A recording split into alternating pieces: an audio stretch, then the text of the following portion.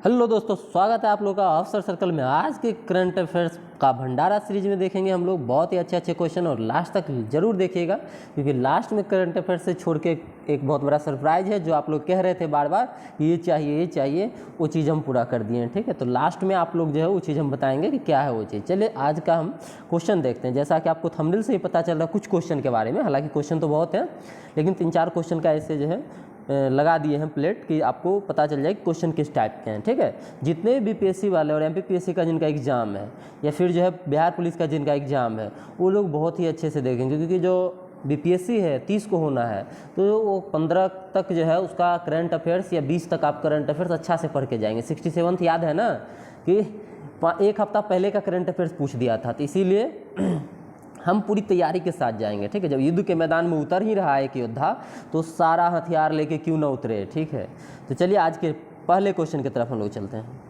आज का पहला क्वेश्चन है कि केंद्रीय मंत्री धर्मेंद्र प्रधान ने शिक्षक और उद्यमियों को सशक्त बनाने के लिए किसके साथ समझौता किया है। बहुत ही अच्छा क्वेश्चन है कि केंद्रीय मंत्री धर्मेंद्र प्रधान ने, ठीक है, धर्मेंद्र प्रधान मंत्री हैं। अच्छा, कलर चेंज कर लेते हैं, रुक जाइए पेन का। एक मंत्री हैं, ये किसके साथ समझौता किया है। ठीक है, किसके साथ समझौता किया है, तो ऑप्शन में आपको दिख रहा है शिक्षक और उद्यमियों के लिए समझौता किया है मेटा, गूगल, माइक्रोसॉफ्ट और टेक महिंद्रा। ठीक है, तो ये जो है मेटा इसका सही आंसर हो जाएगा। क्या हो जाएगा? मेटा। इसके बारे में एक्स्ट्रा फैक्ट ज़्यादा बताएंगे। ठीक है, ये जो मेटा ने क्या किया है एनडीएलएस में, एनडीएलएस का मतलब होता है न्यू दिल्ली। ठीक है, न्यू दिल्ली हम लिख ही देते हैं, आप समझ जाइएगा। ठीक है, न्यू दिल्ली में केंद्रीय मंत्री धर्मेंद्र प्रधान ने न्यू दिल्ली में शिक्षा मंत्रालय, कौशल विकास उद्यमिता मंत्रालय और मेटा, 3 वो है। ठीक है, शिक्षा मंत्रालय 1 प्लस दूसरा स्थान पे कौन बताए हम, कौशल विकास उद्यमिता मंत्रालय, और तीसरा स्थान पे कौन बताए, मेटा। ये तीनों के बीच एक समझौता हुआ है, किसको लेके, शिक्षक और उद्यमियों को लेके। ये समझौता कितने साल तक चलेगा, तो 3 गो विभाग मिलके क्या, 3 साल तक के लिए। ठीक है, अब आपको क्लियर हो गया होगा सारा चीज़ कि शिक्षक और उद्यमियों को सशक्त बनाने के लिए किस किस ने समझौता किया, 3 ने समझौता किया है। पहला कौन है, तो पहला आपका बता दिए शिक्षा मंत्रालय है। ठीक है, दूसरा कौन है, कौशल विकास उद्यमिता मंत्रालय है, तीसरा कौन है, मेटा है। तीनों ने किया है कितने साल के लिए, 3 साल के लिए। इस कहाँ पर हुआ था सिग्नेचर, तो न्यू दिल्ली में हुआ था। ठीक है, कोई दिक्कत की नहीं को नहीं। चलिए आज के दूसरे क्वेश्चन की तरफ हम लोग चलते हैं।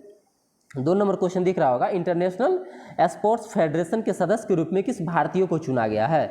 बगल में फोटो लगा हुआ है, आराम से आप पहचान जाएंगे, दिख रहा है ना, बहुत ही भयंकर लोग हैं। ऑप्शन है लोकेश जोशी, कपिल देव, अभिषेक सिन्हा और अभिनव बिंद्रा। 2 ऑप्शन तो आप ऐसे छांट देंगे। ठीक है, 2 बचेगा। 1 नंबर जो ऑप्शन आपको दिख रहा है यही इसका सही आंसर है, लोकेश जोशी। आखिर कौन है लोकेश जोशी? ठीक है, ये लोकेश जोशी फिगर से तो दिख रहा है, वर्तमान में ये sport federation of India, sports federation of India, ध्यान रखिएगा, इसके प्लस एशियाई स्पोर्ट्स फेडरेशन, ठीक है, एशियाई स्पोर्ट फेडरेशन के, ये दोनों के, इसके तो निदेशक हैं, स्पोर्ट्स फेडरेशन ऑफ इंडिया वाले के डायरेक्टर हैं। ठीक है, और इसके उपाध्यक्ष हैं, ध्यान रखिए क्या है, उपाध्यक्ष। हम जो बताते हैं सब याद रखना है आपको। ठीक है, क्योंकि क्वेश्चन जो है एराइज होगा।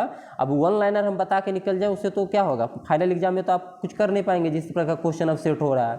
तो इंटरनेशनल स्पोर्ट्स फेडरेशन के सदस्य के रूप में किस भारतीय को चुना गया है, यहाँ किसके रूप में चुना गया है, सदस्य के रूप में, किसको, लोकेश जोशी को। लोकेश जोशी अभी वर्तमान में क्या है, SFI sports federation of India के डायरेक्टर हैं। ASF मतलब क्या, ASF मतलब हो गया आपका Asian sports federation, Asian sports federation, इसके क्या है, ये उपाध्यक्ष हैं, ध्यान रखिएगा। एशियन स्पोर्ट्स फेडरेशन के क्या है, उपाध्यक्ष हैं। तो 2 के 2 चीज़ आपको याद रखना है। ठीक है, तब एक ही क्वेश्चन हमको है, 3 क्वेश्चन हम याद कर लिए कि लोकेश जोशी, ठीक है, इंटरनेशनल स्पोर्ट्स फेडरेशन के सदस्य चुने गए हैं, भारतीय हैं। ठीक, उसके बाद स्पोर्ट्स फेडरेशन ऑफ इंडिया के डायरेक्टर भी हैं, एशियन जो है स्पोर्ट्स फेडरेशन उसके उपाध्यक्ष भी हैं, और ये जो चुने गए इंटरनेशनल स्पोर्ट्स फेडरेशन में कितने साल के लिए चुने गए, तो 3 साल के लिए। कितने साल के लिए, 3 साल के लिए। ठीक है, यानी कोई दिक्कत यहाँ तक में नहीं होना चाहिए, बिल्कुल। चले अब नेक्स्ट क्वेश्चन की तरफ। और कुछ जानना है, इंटरनेशनल स्पोर्ट्स फेडरेशन जो है, ये जो दिख रहा है आपको ISF, इसकी स्थापना कब हुई थी, कोई व्यक्ति बता सकते हैं, कमेंट सेक्शन में बताइए। चलिए हम ही बता देते हैं, 2008 में हुई थी। ठीक है, कब हुई थी, 2008 में। ठीक है, ध्यान रखिएगा। चलिए आज के नेक्स्ट क्वेश्चन है 3 नंबर, कि भारत के पहले आर्टिफिशियल इंटेलिजेंस संचालित एंटी ड्रोन सिस्टम का नाम क्या दिया गया। बहुत ही अच्छा क्वेश्चन है, ठीक है, और इसको हम समझेंगे कि वर्क कैसे करता है। सबसे बड़ी चीज़ ये है, भारत के पहले आर्टिफिशियल इंटेलिजेंस संचालित एंटी ड्रोन सिस्टम का नाम क्या दिया है। ऑप्शन है प्रखर, चेतक, इंद्रजाल, गगन। तो सभी लोग जानते होंगे या नहीं जानते होंगे तो जान लीजिए, इसका नाम क्या है, इंद्रजाल है। नाम तो इंद्रजाल आपको याद हो गया, किसका, भारत के पहले हैं आर्टिफिशियल इंटेलिजेंस संचालित एंटी ड्रोन सिस्टम, क्या है, एंटी ड्रोन सिस्टम, इसका नाम। एंटी ड्रोन सिस्टम का फिगर ये देख लीजिए, 2 फिगर से आपको समझ में आएगा, फिगर पे एक्सप्लेन करेंगे। देखिए होता क्या है, पहले तो विकसित किसने किया ये जान लीजिए, इस सिस्टम को विकसित किसने किया है, तो हैदराबाद का है ग्रेन रोबोटिक्स फॉर्म, हैदराबाद की ग्रेन रोबोटिक्स फॉर्म, ध्यान रखिएगा, कहाँ की है, हैदराबाद की, क्या है, ग्रेन रोबोटिक्स, जो रोबोट बनाने वाली फॉर्म होती है, और रोबोटिक्स फॉर्म, ठीक है, ये robotics form, grain robotics form, ध्यान रख लीजिएगा, ठीक है। ये जो है ग्रेन रोबोटिक्स फॉर्म ने आर्टिफिशियल इंटेलिजेंस आधारित एक एंटी ड्रोन सिस्टम बनाया है। एंटी ड्रोन, एंटी का मतलब एंटी होता है, ड्रोन का मतलब कि ड्रोन के एंटी में, ठीक है। अब देखिए इसमें हम समझते हैं कि क्या होता है, कैसे इस शहर की सुरक्षा करेगा। ये जितने भी शहर में, अभी देखिए यूक्रेन पर रूस के द्वारा हमला किया गया था, ठीक है, तो जितने भी उस शहर के, मानिए जिस पे हमला होगा, परमाणु प्रतिष्ठान होंगे, तो देश हमेशा धमकी देता है जिसके पास परमाणु पावर है कि तुम्हारे शहर में फलना परमाणु भट्टी है, उसमें मारेंगे बम, परमाणु बम फटेगा और पूरा का पूरा शहर, तुम्हारा देश बर्बाद हो जाएगा। इसीलिए इसको विकसित किया गया कि जितने परमाणु प्रतिष्ठान है या तेल टैंकर क्षेत्र है या तेल जहाँ पर भंडारित है, वहाँ पर यदि हमला हो जाता है तो उसको क्या कर दिया जाएगा, बाहर से ही कोई देश क्या करेगा, ड्रोन से आएगा और उस पर हमला करके उसको नष्ट कर देगा और पूरा देश, जिस देश को हमला करेगा वो बर्बाद हो जाएगा। तो मतलब जैसे मानिए बाहर देश में बारूद का ढेर है, सिर्फ ऊपर से माचिस लगाना है, तो इसकी बचाव के लिए जो है ये एंटी ड्रोन सिस्टम लॉन्च किया गया है हैदराबाद के ग्रेन रोबोटिक्स फॉर्म द्वारा, ठीक है। समझ गए हैं कि परमाणु प्रतिष्ठान और तेल क्षेत्र की सुरक्षा करेगा, पूरे शहर की सुरक्षा करेगा, जितने पूरे शहर में कोई भी ड्रोन एंट्री करेगी तो ये सिस्टम उसको रोकेगा, ठीक है। इसका प्रभावी रेंज कितना होगा, तो 4000 किलोमीटर स्क्वायर, यानी ये सिस्टम जो है 4000 किलोमीटर स्क्वायर में वर्क करेगी। देख रहे मानिए ये शहर है, इस शहर को पूरे ऊपर से घेरा हुआ है जाल की तरफ से, को नो जोन, नो गोन जोन, ठीक है, पूरा लिखा है, engagement zone, deduction zone, 3 zone में बांट दिया है, ठीक है। ये जो जाल है इसको 3 जोन में बांध दिया। डिडक्शन मतलब कि पहले ही आपको पकड़ लेगा, पता कर लेगा, उसके आगे इंगेजमेंट जोन है, पूरा इंगेज है, खाली नहीं है, नो गो जोन, उसके आगे आप जा ही नहीं सकते हैं, ठीक है। तो नहीं जाने वाला इलाका पूरा शहर को क्या कर लेगा, कैप्चर कर लेगा, यानी सुरक्षा व्यवस्था चारों तरफ से लगा हुआ है, ठीक है। इस तरह से आप समझ गए ना। अब आपको कहीं भी क्वेश्चन आ जाए, पूरा कहानी आपको आ जाएगी याद, ठीक है। चलते हैं नेक्स्ट क्वेश्चन की तरफ। 4 नंबर क्वेश्चन है, जम्मू कश्मीर में जम्मू विश्वविद्यालय में अपनी तरह के पहले सामुदायिक रेडियो उद्घाटन किसने किया है।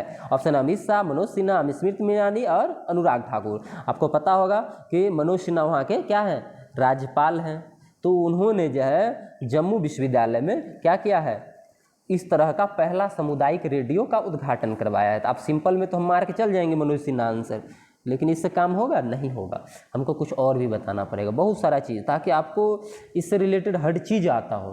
मनोज सिन्हा इसका आंसर हो गया।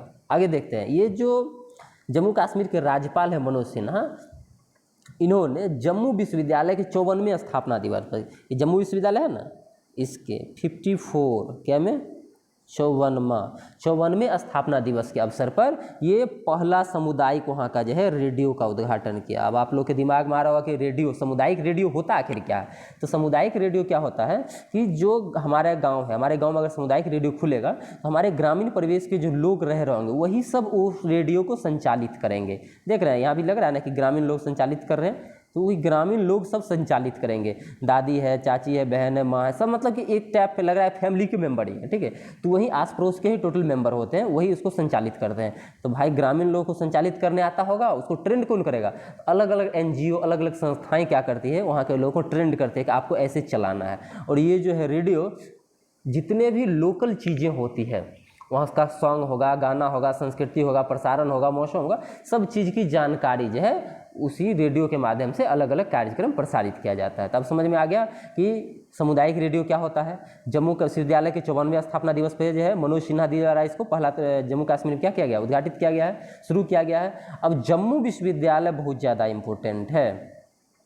जम्मू विश्वविद्यालय क्यों इम्पोर्टेंट है, यहाँ पे आया है, चर्चा हुआ है, तब खत्म ही कर दिया जाए इसको बता के कि जम्मू विश्वविद्यालय क्यों इम्पोर्टेंट है। देखते हैं, जम्मू विश्वविद्यालय जो है NEP जो आया था, नेशनल एजुकेशन पॉलिसी 2020, ठीक है, थंबनेल में आप देखे होंगे हम लिखे थे क्वेश्चन को, तो वो जम्मू विश्वविद्यालय जो है इसके नोडल विश्वविद्यालय है, ठीक है, ध्यान रखिएगा, नोडल विश्वविद्यालय है, नोडल विश्वविद्यालय, ठीक, कौन विश्वविद्यालय, जम्मू विश्वविद्यालय। उसके आगे ये नोडल विश्वविद्यालय कौन बनाएगा NEP के लिए, नेशनल एजुकेशन पॉलिसी यानी राष्ट्रीय शिक्षा नीति जो है 2020 के लिए नोडल विश्वविद्यालय जम्मू कश्मीर को जम्मू विश्वविद्यालय को बनाया गया था। कौन बनाया था इसको, तो UGC बनाया था। किसने बनाया था, UGC ने। आप UGC को कमेंट सेक्शन में बताइए कि UGC का फुल फॉर्म क्या होगा, ठीक है। चलिए नेक्स्ट क्वेश्चन की तरफ चलते हैं। आज का 5 नंबर का आज का क्वेश्चन होगा आपका कि ब्रूस ओलुगुआई न्गुयेमा किस देश के अंतरिम राष्ट्रपति के रूप में शपथ लिए, ठीक है। तो ब्रूस ओलुगुआई न्गुयेमा किस देश के अंतरिम जो है राष्ट्रपति के रूप में शपथ लिए हैं, क्वेश्चन है, ठीक है, ये उसका नाम हो गया आपका, वहाँ का जो राष्ट्रपति बना है। तो केन्या, ब्राजील, मंगोलिया, गैबन, तो इसका सही आंसर गैबन हो जाएगा। इसे यहाँ अलगे खेल चल रहा है, गैबन में अलगे खेल क्या चल रहा है, पहले तो ये जान लीजिए गैबन कहाँ है, कि अफ्रीका का ही देश है, ठीक है, और गैबन इसकी राजधानी जो है लिब्रेले है, लिब्रिल, ठीक है, ध्यान रखिए लिब्रिल, ये हो जाएगा, लिख देते हैं, बहुत लोगों को साउंड में दिक्कत हो रहा होगा कहीं, लिब्रिविल, ठीक है, ये उसकी क्या हो जाएगी राजधानी, कैपिटल, कोई दिक्कत नहीं है। और ये अफ्रीका का देश है, कहाँ का देश है, अफ्रीका देश है, अफ्रीका का देश है गैबन। अब यहाँ खेल क्या चल रहा है, अजबे खेल ये चल रहा है कि यहाँ जो पहले से राष्ट्रपति थे उनको जो है सेना ने तख्ता पलट के द्वारा, ठीक है, तख्ता पलट के द्वारा हटा दिया है, ठीक है, ध्यान रखिएगा। पहले राष्ट्रपति कौन थे, अली बोंग थे। चलिए हम पूरा डिस्कसिंग कर लेते हैं आज। अली बोंग यहाँ के राष्ट्रपति थे पहले, ठीक है, अली बोंग यहाँ के क्या थे, राष्ट्रपति, ध्यान रखिएगा, अली बोंग, ये वहाँ के राष्ट्रपति गैबन के थे। इनको क्या किया गया कि ये जो दिख रहा है आपको ब्रूस ओलुगुआई न्गुयेमा, इसके ये जो है जनरल थे, वहाँ के जनरल, तो इनके नेतृत्व में सेनाओं ने तख्ता पलट कर दिया, कहाँ का, गैबन की सरकार का। सरकार में कौन थे, अली बोंगा, इसको हटना पड़ा सरकार से। अब इनको राष्ट्रपति, अंतरिम राष्ट्रपति बनाया गया, अंतरिम, ध्यान रखिएगा, अंतरिम राष्ट्रपति, नए राष्ट्रपति चुनते हैं, इसको क्या कर दिया जाएगा, फिर हट जाएंगे। तो ये सैन्य नेता है, ध्यान रखिएगा, सेनाओं के नेता है, तभी समझ गए। वहाँ का सैन्य तख्ता पलट अभी हो रहा है। अफ्रीका का राजधानी बता दें लिब्रेले, गैबन का राजधानी लिब्रेले, गैबन जो है किस कहाँ पर पड़ता है, तो अफ्रीका देश में, अफ्रीका महादेश में पड़ता है, ठीक है। तो वहाँ सैन्य तख्ता पलट हुआ। पुराने राष्ट्रपति का क्या नाम है, अली बोंग है। अभी नए राष्ट्रपति कौन बने हैं, तो कौन बने हैं, ब्रूस ओलुगुआई न्गुयेमा बने अंतिम राष्ट्रपति। नेक्स्ट क्वेश्चन आज का 6 नंबर कि शिक्षक दिवस के अवसर पर कितने शिक्षक को राष्ट्रीय शिक्षक सम्मान 2023 से सम्मानित किया गया है। ये देखिए दे रही हैं द्रौपदी मुर्मू जी, अपनी राष्ट्रपति हैं, ठीक है। तो ये शिक्षक दिवस आपको पता होगा 5 सितंबर को मनाया जाता है। 5 सितंबर को किनके जन्म दिवस पे है, तो सर्वपल्ली राधाकृष्णन जी के जन्म दिवस पे मनाया जाता है। यहाँ तक किन्हीं कोई दिक्कत नहीं है। इस बार जो है टोटल 75 टीचर को, कितने 75 शिक्षक को राष्ट्रीय शिक्षक पुरस्कार 2023 दिया गया। राष्ट्रीय शिक्षक पुरस्कार 2023 कितने शिक्षक को, 75 शिक्षक को दिया गया। 50 को शिक्षक वो था जो स्कूल में पढ़ाते हैं, कहाँ पढ़ाते हैं, स्कूल में। 13 शिक्षक हुए थे जो हायर एजुकेशन में है, ठीक है, हायर एजुकेशन में है, हायर एजुकेशन में ध्यान रखिएगा।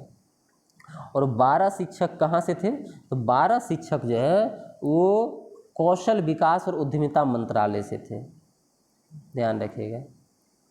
मंत्रालय लिख दिए, समझिएगा। 75 पूरा, 50 13 12, 50 12 13 25, 50 75 पूरा गया ना। स्कूल से 50, 13 से हायर एजुकेशन से और 12 जो है मंत्रालय से। 5 सितंबर को शिक्षक दिवस मनाया जाता है, किनके यादगार में, सर्वपल्ली राधाकृष्णन जन्म दिवस में। चलिए कह दे कि राष्ट्रीय शिक्षक सम्मान कौन दिया था, तो द्रौपदी मुर्मू ने नई दिल्ली के विज्ञान भवन में, नई दिल्ली के विज्ञान भवन में, एक एक चीज़ हम बता देंगे, ठीक है। नई दिल्ली के विज्ञान भवन में समारोह आयोजित करके सभी शिक्षकों को क्या किया, सम्मानित किया था। किन्हीं कोई दिक्कत, समस्या, तकलीफ हो कमेंट सेक्शन में बताइए, तुरंत चीज़ों को क्या किया जाएगा, दूर किया जाएगा। अगला क्वेश्चन है आपका आज का कि भारतीय नवीकरणीय ऊर्जा विकास एजेंसी लिमिटेड ने नवीकरणीय ऊर्जा के विकास के लिए किस बैंक के साथ समझौता किया। यानी भारतीय नवीकरणीय ऊर्जा विकास एजेंसी लिमिटेड ने नवीकरणीय ऊर्जा के विकास के लिए, नवीकरणीय ऊर्जा के लिए किस बैंक के साथ समझौता किया। पहला option state bank of India, दूसरा यूनियन बैंक ऑफ इंडिया, तीसरा पंजाब नेशनल बैंक, चौथा बंधन बैंक, ठीक है। इसका सही आंसर क्या हो जाएगा, यूनियन बैंक ऑफ इंडिया हो जाएगा। कौन हो जाएगा, लेकिन पता है इसमें तो हम एक ही दिए तो एक ही आप आंसर मारिएगा, लेकिन एक ही नहीं, एक और बैंक था बगल में, एक और बैंक था, उसका नाम था बैंक ऑफ बड़ौदा। क्या नाम था? बैंक ऑफ बड़ौदा लिख दिए, ठीक है। ये bank of Baroda plus union bank of India, ये दोनों ने भारतीय नवीकरण ऊर्जा विकास एजेंसी लिमिटेड के साथ समझौता किया। किसके लिए? नवीकरणीय ऊर्जा को विकसित करने के लिए। ध्यान रखिएगा, ये जो भारतीय नवीकरणीय ऊर्जा विकास एजेंसी लिमिटेड है, इसकी स्थापना 1987 में हुई थी। इसकी स्थापना कब हुई थी? 1987 में। ये मिनी रत्न कंपनी है। कैसी? मिनी रत्न, ध्यान रखिएगा, मिनी रत्न कंपनी है। नवरत्न, महारत्न, मिनी रत्न, ठीक है। ये मिनी रत्न कंपनी है। किन्हीं कोई दिक्कत, समस्या, तकलीफ नहीं ना?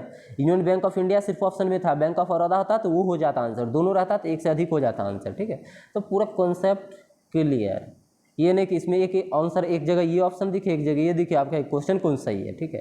तो हम दोनों बता दिए इसीलिए कि आपको कहीं कन्फ्यूजन ना हो। नेक्स्ट क्वेश्चन आज का 8 नंबर कि किस सरकार ने राज्य में बहुविवाह पर प्रतिबंध जो है लगाने के लिए दिसंबर में एक विधेयक पेश करने की योजना बना रही। कहा कि हम लाएंगे कि बहुविवाह प्रथा किसको कहते हैं पता है? फिगर तो पता है, लगाना ही भूल गए। रुकिए हम फिगर दिखाते हैं आप लोग को बहुविवाह प्रथा का।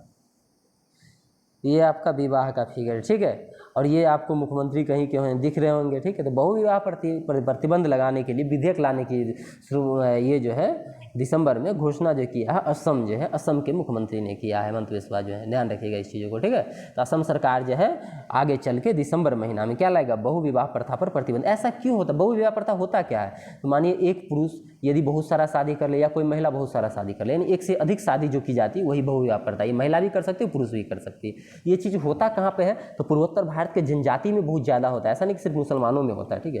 पूर्वोत्तर भारत के जनजातियों में जो है ज़्यादातर ये चीज़ होता है संपत्ति को लेके, कि संपत्ति उसका वितरित ना हो, बंटवारा ना हो, संपत्ति के कोई हिस्सेदार दूसरा ना बने, इसको लेके।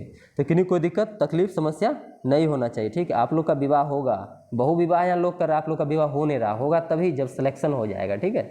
तो सिलेक्शन लीजिए, उसके बाद एगो मिलेगी, ठीक है। नेक्स्ट क्वेश्चन है आज का 9 नंबर कि निम्नलिखित में से कौन एमएसएमई निर्यातकों के लिए इंडिया पोस्ट के साथ समझौता किया है? एमएसएमई निर्यातकों के लिए अमेजन, गूगल, माइक्रोसॉफ्ट, मेटा, किसने किया है? तो भाई फिगर लगा हुआ, आंसर तो इसे मार देंगे सभी लोग। अमेजन ने किया है, अमेजन ने किया। कोई दिक्कत? एमएसएमई का फुल फॉर्म बता दीजिए, चलिए ज़्यादा नहीं डिस्कस करेंगे। एमएसएमई का फुल फॉर्म होगा माइक्रो स्मॉल मीडियम इंटरप्राइजेज, और एमएसएमई बहुत ही इंपॉर्टेंट है, भारतीय अर्थव्यवस्था की रीढ़ है अभी एमएसएमई, ठीक है। इसी पर अभी टिका हुआ है, और कुछ अगले 10 साल बाद पता चलेगा कि 60 से 70% जो है जीडीपी का हिस्सा एमएसएमई के हाथ में आ जाएगा। तो एमएसएमई बहुत बड़ा सेक्टर है, ठीक है। ये बहुत सारा जॉब भी 12-13 करोड़ के आसपास जॉब ही प्रोड्यूस करता है। जॉब का मतलब ये नहीं कि आपको डायरेक्ट जाइएगा नौकरी पे टाइबेट लगा के। एमएसएमई नाम से ही पता है कि माइक्रो स्मॉल मीडियम इंटरप्राइजेज, तो समझ सकते हैं छोटे छोटे उद्योग होंगे, ठीक है, ग्रामीण इलाका में। आज का जो है 10 नंबर क्वेश्चन है, आज 10 ही क्वेश्चन है, 10 नंबर क्वेश्चन है और बहुत ही अच्छा क्वेश्चन है आज का कि किस देश ने दुनिया का पहला आपदा अस्पताल बना? ओ भाई साहब, यूएसए, चीन, ब्रिटेन, भारत, कौन सा हो जाएगा? इसका सही आंसर आप लोग खुश हो जाएंगे जान के, भारत हो जाएगा। यानी दुनिया का पहला देश भारत बना है जो आपदा अस्पताल बना रहा है, और दुनिया का पहला अस्पताल है, ठीक है, आपदा अस्पताल। देख रहे हैं आपदा अस्पताल। यूनिक बात क्या है इस अस्पताल में? ये जो क्यूबिक दिख रहा है आपको, ये क्यूबिक ऐसे 72 क्यूब, कितने क्यूब? 72 क्यूब से जो है अस्पताल तैयार की जाएगी, और इसको एयरलिफ्ट की सुविधा होगी। मानिए इसको इसके द्वारा, हेलीकॉप्टर के द्वारा, यानी बड़े बड़े जो जहाज है उसके द्वारा इसको लिफ्ट कर लिया जाएगा, लगा के खींच लिया जाएगा ऊपर हवा में अस्पताल को, और जहाँ शिफ्ट करना होगा वहाँ शिफ्ट कर दिया जाएगा, ठीक है। तो ये कितने अच्छे हैं कि बड़े, मानी कहीं आपदा आ गया, बाढ़ आ गया, भूकंप आ गया, सुनामी आ गया, एयरलिफ्ट किया, अस्पताल शिफ्ट कर देगा गाँव में। लो भाई, यहाँ पे बहुत ज़्यादा बीमार हैं, अस्पताल ही लगा देते हैं, ठीक है। तो एयरलिफ्ट की सुविधा के कारण ये आपदा अस्पताल आपदा के समय ही ज़्यादातर काम करेगा, तो एयरलिफ्ट की सुविधा होना बहुत ज़्यादा जरूरी है। अस्पताल तक आएगा नहीं, अस्पताल आपके तक पहुँच जाएगा आपदा स्थल तक। तो बहुत ही अच्छा क्वेश्चन है ये, ध्यान रखिएगा। इसका सही आंसर क्या हो जाएगा? भारत हो जाएगा। चलिए, आप लोग की सरप्राइज की बात हुई थी, ठीक है। तो देख लीजिए, आप लोग जो कह रहे थे कि 69th बीपीएससी एग्जाम 2023 जो हो रहा है 30 तारीख को, वो नए पैटर्न पे आधारित आप लोग क्या कर दीजिए, वो अच्छा कोचिंग का जो है सेट करवा दीजिए। तो परफेक्शन आईएएस का सेट जो है आपको हम 50 क्वेश्चन करा रखे थे, उसका आज एक वीडियो आएगा, कल भी आएगा, ठीक है। तो एक फुल सेट अभी उसका जो हम क्या कर देंगे, आज ही कराने की पूरा कोशिश करेंगे। आज 7-8 बजे तक आपका वो वीडियो यूट्यूब पे मिल जाएगा। मात्र यदि ओनली 80 नंबर आपको अगर उसमें आ रहा है उस सेट में, ध्यान रखिएगा, 80 नंबर यदि आपको उसमें आ रहा है इस सेट में जो भी हम करवाएंगे तो समझिए आपका 69th पीटी हो चुका है। ठीक है, क्वेश्चन का लेवल भी है, ऐसे नॉर्मल क्वेश्चंस नहीं है, ध्यान रख लीजिएगा इसी चीज़। तो अच्छे से आपको जितना भी एक दो बुक होगा रिवाइज कर लीजिएगा। हम जब कराते हैं तो आपको क्वेश्चन जो कराते जाते हैं उसका एक्सप्लेन भी करेंगे, क्योंकि वो सब क्वेश्चन एक्सप्लेन करने वाला, बहुत ज़्यादा बोलने वाला, उसमें बहुत ज़्यादा बोलेंगे। तो जो हम टेलीग्राम पे 2-2 घंटा क्लास लेते हैं, अगर 1 घंटा भी यूट्यूब पे लेंगे तो आप क्वेश्चन भी देखेंगे, उसका ऑप्शंस भी देखेंगे और एक्सप्लेनेशन भी देखेंगे, तीनों देखेंगे, तो वो फायदेमंद ज़्यादा होगा। ठीक है, चलिए, और आप लोग को बता ही रहे थे, आप लोग सब कहते थे कि आप टेलीग्राम पे किधर है, तो देख लीजिए, ये अपना ग्रुप है ऑफिसर सर्कल, दिख रहा होगा, 21,000 के आसपास मेंबर है। ऐसे ऐसे क्वेश्चन हर दिन टेस्ट चलते रहते हैं, और ये क्वेश्चन आपको कभी कभी दिया जाता है जब जो है बोर्ड जो है काम सही से नहीं कर पा रहा होता है उस टाइम, कि आप इसका सही आंसर, बिहार में किस आंदोलन के समय मुठिया प्रथा की जो है लागू की गई थी, बहुत सारे इस प्रकार के क्वेश्चन होंगे। ऑफिसर सर्कल का अपना PDF ग्रुप है, हर प्रकार का PDF यहाँ आपको मिल जाएगा। क्विज अड्डा है कि टेलीग्राम पे क्विज लगाने के लिए आपको जो है क्विज बना के अब वोट इसमें डाल दिया जाता है, आप अपने ग्रुप में मारिए, अकेले मारिए, मेरे ग्रुप में मारिए, कहीं भी मारिए, कोई दिक्कत नहीं। ठीक है, और ये आपका चैनल हो गया मेन ऑफिसर सर्कल, और ये हम हो गए आपको। ठीक है, दिख रहे हैं ना, बहुत लोग कह रहे थे दिखाइए दिखाइए दिखाइए किधर है, तो भाई ये लो हम रहे। ठीक है, आज के बाद ये नहीं कहिएगा किधर है दिखाइए। चलिए, तो यही था, इतना ही आज इसकी वीडियो में, कल के वीडियो में मिलते हैं हम लोग। ठीक है, फिलहाल 2 वीडियो अभी और आएगा दिन में, जो 2 को 2 बता दिए हैं। एक बिहार पुलिस का सेट होगा, ठीक है, एक BP का सेट होने वाला है, और एक सेट आपका BPSC 69th का होने वाला है। 2 सेट अभी और आएंगे, दोनों का फुल सेट होगा। आप लोग जो है इंतजार कीजिए, तब तक के लिए बाय।